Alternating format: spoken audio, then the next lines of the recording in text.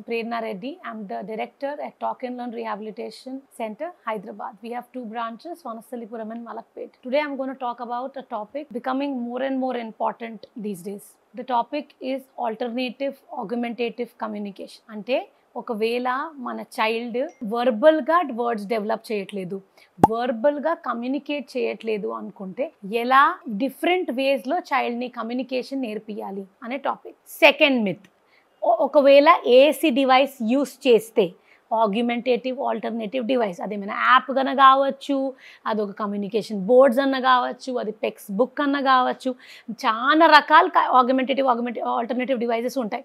ఇవి ఏ డివైజెస్ అయినా యూస్ చేస్తే మా కిడ్ అవే డివైజెస్కి అంకితం అయిపోతారు, వర్బల్గా కమ్యూనికేట్ చెయ్యరు. ఇది ఒక సెకండ్ మిత్.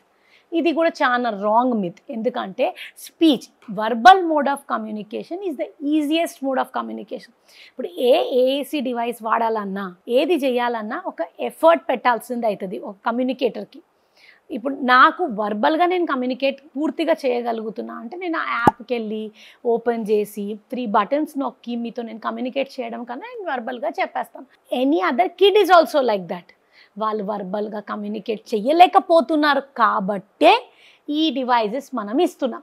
అండ్ ఒకవేళ ఈ డివైజెస్ యూస్ చేస్తే కూడా వర్బల్ అవ్వడానికి ఛాన్స్ చాలా ఎక్కువ ఉంది. 28% స్టడీస్ చూపిస్తాయి దట్ ఒకవేళ కిడ్స్ నాన్ వర్బల్ ఉన్నప్పుడు ఏసీ డివైస్ యూస్ చేస్తే కమ్యూనికేటివ్ ఇంటెంట్ పెరిగి వర్బల్ అయిపోయి కమ్యూనికేట్ చేయడం స్టార్ట్ చేస్తారు verbal. So on the contrary ఇది కమ్యూనికేషన్ తగ్గది, కమ్యూనికేషన్ని పెంచుతుంది. ఏ మోడ్ ఆఫ్ కమ్యూనికేషన్ అన్న కానీ, నాన్ వర్బల్ కానీ వర్బల్ కానీ, నేను ఎప్పుడైనా పేరెంట్స్కి ఏం చెప్తానంటే కమ్యూనికేషన్ మీద ఫోకస్ చేయండి, వర్బలా నాన్ వర్బలా కాదు. ఎందుకంటే మీరు కమ్యూనికేషన్ మీద ఫోకస్ చేయకపోతే చైల్డ్ ఎంతో చెప్పలేక ఫ్రస్ట్రేషన్ బిల్డ్ అయిపోయి బిహేవియర్స్ అన్వాంటెడ్గా ట్యాంట్రమ్స్ త్రో చేయడం. ఎందుకంటే కిడ్ చెప్పలేకపోతున్నాడు ఏం కావాలనుకోని. అండ్ మనము కమ్యూనికేట్, నువ్వు నాకు చెప్పు, నువ్వు ఎలా ఫీల్ అవుతున్నావు నాకు చెప్పు అని మనం ఏమో డైరెక్షన్ చూపించట్లేదు కిడ్కి. So you are one way not giving the direction. Second, మనం ఎక్స్పెక్ట్ చేస్తున్నావు నీ ఇబ్బందిని నువ్వు యూస్ చేసుకొని కమ్యూనికేట్ చేయి.